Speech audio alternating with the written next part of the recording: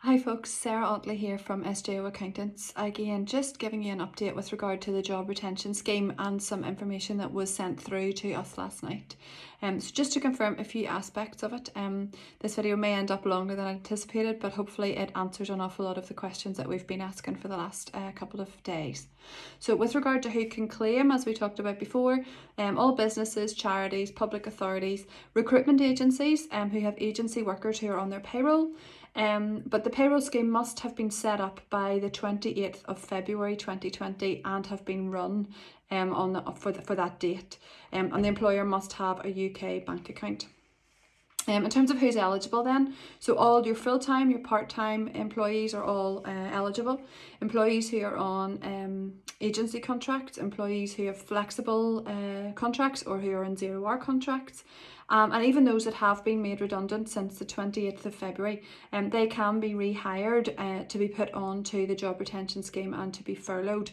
So for those members of your staff who you had to unfortunately make redundant before this announcement, you can rehire them and put them on furlough. Staff who are currently on statutory sick pay or who've been on statutory sick pay can go on to furlough after the statutory sick pay is finished, and employees who are shielding due to their vulnerable health status can also be furloughed. Employees who have more than one job, if you are regularly employed by two employers, one employer may furlough you and one employer may not, and that's absolutely fine. You can be furloughed through one job and not through the other, and both of those employers have the cap of £2,500 for each of your jobs, depending on what your earnings are. You can furlough some staff, you don't have to furlough them all, but just make sure that you do that on a non-discriminatory basis. So make sure you choose carefully between who is being furloughed and who isn't, and make sure that you have a clear criteria as to why certain members of staff have been and not others. Let me just check what else. Yeah, just with regard to those on statutory maternity pay, the legislation around this is a bit more complex, so I won't go into that now. If that directly affects you, please get in touch and we will help you get through that as best we can. Okay, so with regard to calculating the grant then, it's worked out at 80% of the employee's regular wage, up to a cap of £2,500. But you can also claim on top of the £2,500 the employer's national insurance contributions and the employer's pension contribution, as long as it is the statutory minimum of 3% on the pension contributions. The employer can top up the 80% if they choose to do so, but are not required. And if they choose to do that, the additional employer's NI and additional pension contributions are not funded with the grant. There will be further guidance issued on how to exactly calculate that before the scheme goes live, but that is the information we have at the moment, so hopefully that gives it a good outline in terms of estimating those earnings. The actual salary before tax on the 28th of February 2020 is the figure that is used. So that is whatever you paid your staff either for the month or the week with the 28th of February in it. If you have an employee whose pay varies significantly, you can either use the same amount that they were paid for the same month last year. So for example, if you're paying them for March, what were they paid for March last year? Calculate 80% of that.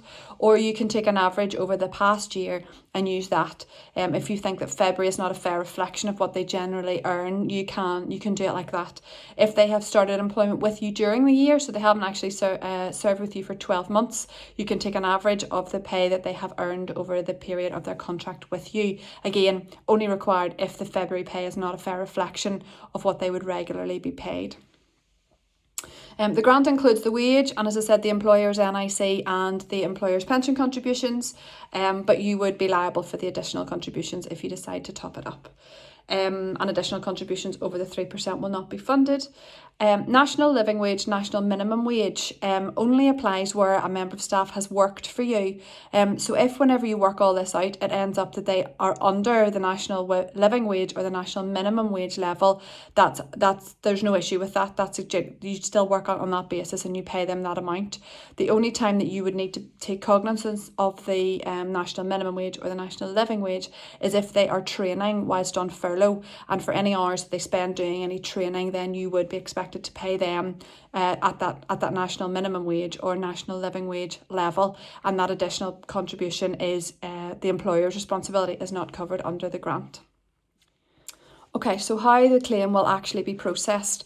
So employers need to discuss with their staff who are being furloughed, making necessary changes in writing. So notify your staff if you're putting them on furlough, and advice can be sought from HR professionals just to make sure you're compliant with employment law. That really comes in around your contractual obligations, and also if you're choosing to furlough some staff and not others. In terms of the actual claim, what will be required is your EPAYE reference number. This is a new number. Haven't heard of it before. I expect it will be in some way related to your PAYE reference number that you have existingly. So that is something that is probably going to be issued to employers, or maybe there's some variation to that number. We'll wait to hear for that. The number of employees being furloughed. So how many of your staff are you actually furloughing? The claim period. It can be, the minimum length of time for furlough is 3 weeks. So the minimum amount of time you can put a member of staff on furlough is for 3 weeks. So you need to define what your claim period is, the amount to be claimed, your bank account number and sort code, and contact name and telephone number. You will need to have calculated the amount, and HMRC do retain the right to retrospectively audit any claims, and could ask for the money back and apply penalties or fines if it seems that the scheme has been abused. So care should be taken to make sure that you're following the letter of the law with this. Just with regard to our own clients, we will calculate all this for you, and we will put the application through for you. Just we'll need some information from you with regard to the bank account you want it paid into, and which employees and for what period of time. But the rest of it we will calculate on your behalf. So that's one less thing for you to worry about at the moment.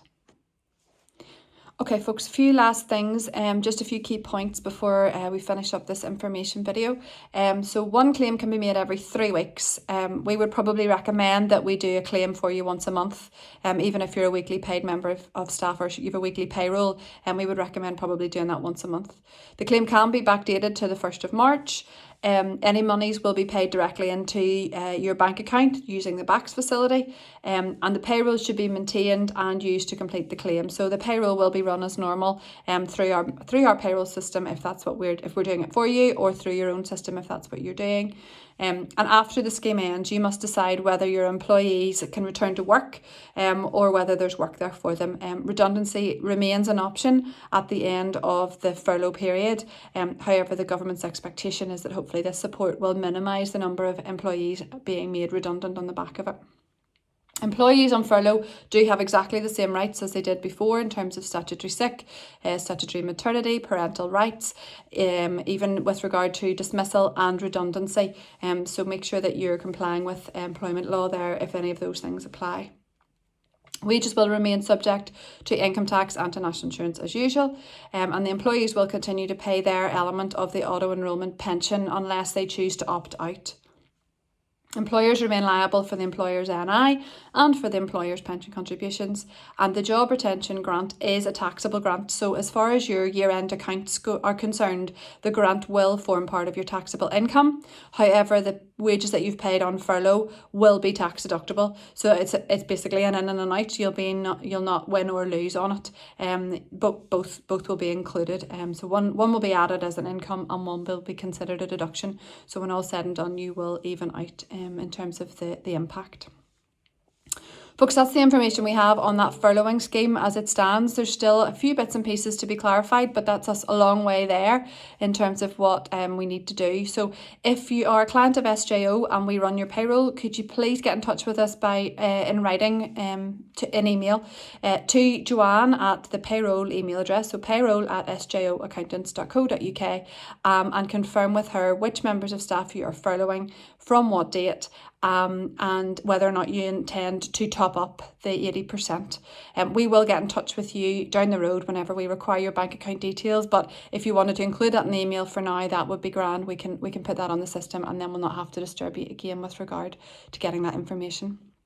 Folks, I hope these remain to be helpful videos. I will circulate to the clients along with my notes on this, which will hopefully be useful. Any queries, you know where we are. And in the meantime, keep well, stay safe, and I'll talk to you soon. Thank you.